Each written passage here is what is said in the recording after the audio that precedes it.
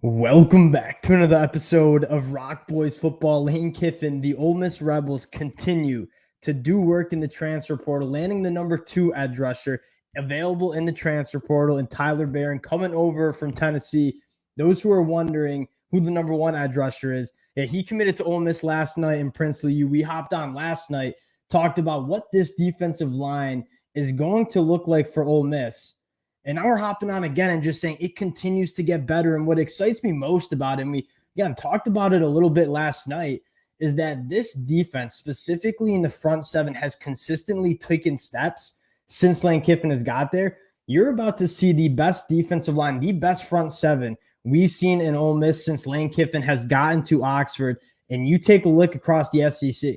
Like, I'm not sure how many defensive lines I'm taking over what Ole Miss is going to be trotting out in 2024. You're talking about a guy in Tyler Barron on his career, 27 tackles for a loss, 13 and a half sacks. In 2023, 10 and a half tackles for a loss, 6 sacks, a pass rush win rate of 17% in 31 quarterback hurries. Ole Miss lands the 2 top pass rushers available in the transfer portal. Really excited to talk a little bit about what Tyler Barron brings to the table. Talk a little bit about Tamaran McDonald, who transferred over to Ole Miss, a little bit earlier than Tyler Barron, also coming from Tennessee. And then just talk a little bit about where Ole Miss is going in the transfer portal from here. Before we do, just want to say thank you to you guys and Ole Miss, Lane Kiffin, just wearing me out. But this has been a program that I've had a blast talking about and updating you guys with all the transfer portal gets. The amount of support from the Ole Miss fans has been absolutely amazing. Cannot thank you guys enough for rocking with the fellas. If y'all do enjoy the content, consider subscribing to the channel. And without further ado, let's get into Tyler Barron. And what I love most about Tyler Barron is, yes, the production is absolutely there. The production that's proven at the SEC level. He was a large part of why that Tennessee defense took so many steps in 2023. But what I love even more is how versatile he is up front on that defensive line. Turn it on the film on Tyler Barron. You see him line up all over the place. And taking a look at his snap counts, you see snap counts at the 3 tech, at the 5 tech. You even see him standing up as an outside linebacker, dropping it into a shallow zone.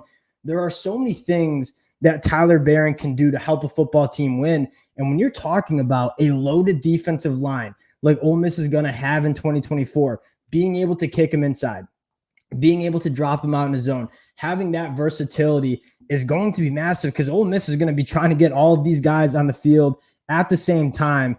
And for Ole Miss fans, just taking a look at like what this pass rush unit could be in 2024, 3rd and long situations, you got Tyler Barron, you got Princely U, the 2 top edge rushers available in the transfer portal, and largely 2 of the best edge rushers that we saw in the SEC last year. You have a guy like Jared Ivey coming back. You have JJP in the middle of that defense. And then you have a guy in Perkins who, like, no doubt is going to be used as a pass rusher for Ole Miss in 2024 as well. That is a defensive line that if they get you into 3rd and long situations, they don't even need to bring pressure, because they have guys who can win their one-on-ones up front. That's what excites me the most. Now, the second thing about Tyler Barron is he's not only a guy that just boasts as a pass rusher.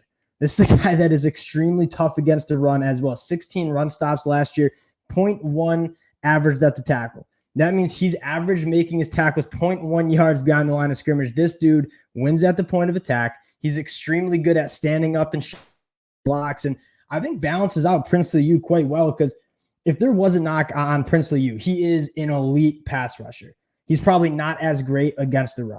And so you're getting a guy in Tyler Barron who's not only a very, very good pass rusher, but also gives you massive amount of run support as well.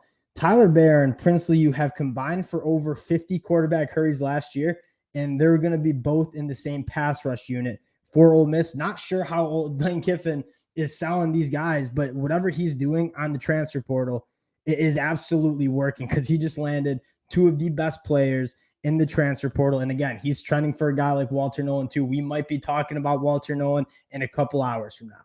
Now, I also want to talk about Tamaran McDonald, who committed to Ole Miss a couple hours ago before Tyler Barron. Obviously, teammates at Tennessee. And if you guys were here when we talked about Key Lawrence, very similar vibes. And that's kind of why I like a guy like Tamaran McDonald. Taking a look at his snap counts, this is a guy that not only is experienced, right? He's played a lot of football at the SEC level. He's been productive, over 115 tackles, 4 interceptions, 12 pass breakups.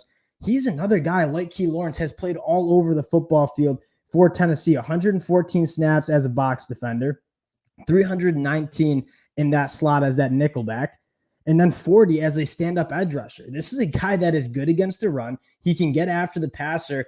And in that Pete Golden defense, where you want to throw a lot of different looks and a lot of different blitz packages, I mean, Tamaran McDonald is one of those guys that will help you be versatile and multiple in that defense. Key Lawrence, Tamaran McDonald, two guys that are going to be just used in a lot of different ways, and that kind of fires me up. Now, taking a look at the Ole Miss class in general, we got 8 commits now through the transfer portal, and what stands out to me is that all of these guys have a ton of Power 5. Well, not all of them. Some of them are coming from the group of 5, but they're dogs too. But a lot of these guys were some of the more sought-after players in the transfer portal, right? We talked about Princely U, a guy that was the best player on the Florida Gators defense last year, a premier edge rusher, not only in the SEC, but in the country. You got Key Lawrence, a guy very similar to Mary McDonald, who you can do a lot of different things with and also has extensive playing time at the Power 5 level, whether it was from Tennessee, whether it's at Oklahoma.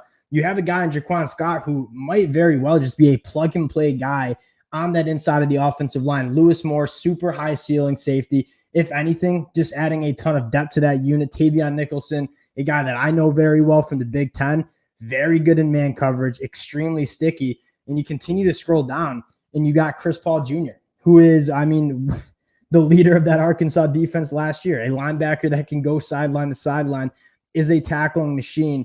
What I see with these 8 guys coming in, not only do you have like guys like Tyler Barron and Princely U and Chris Paul Jr., who are bona fide starters on this Ole Miss defense, you have a lot of guys that are going to provide quality depth to this unit as well. You look at this Ole Miss team, and we talked about it a little bit yesterday. That offense, it's hard to see that offense not being one of the best units in the entire country with Jackson Dart, Quinshon Judkins, Trey Harris, Caden Prescorn.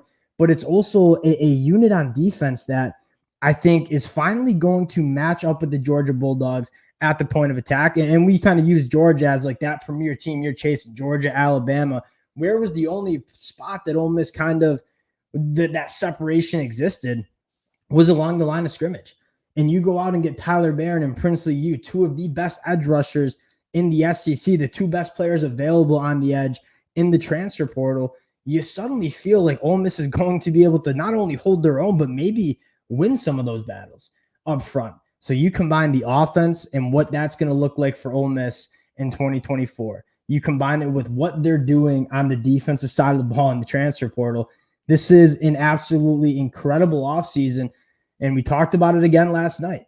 This is a schedule. I think what Lane Kiffin sees is that we got a lot of our guys returning from a very, very good football team in 2023, where we were closing that gap. This schedule is gettable. I mean, you have Georgia at home. There are not many teams in the SEC you're looking at and saying Ole Miss doesn't have a chance. There's not a single team in the country where you're looking at right now and saying Ole Miss does not have a chance.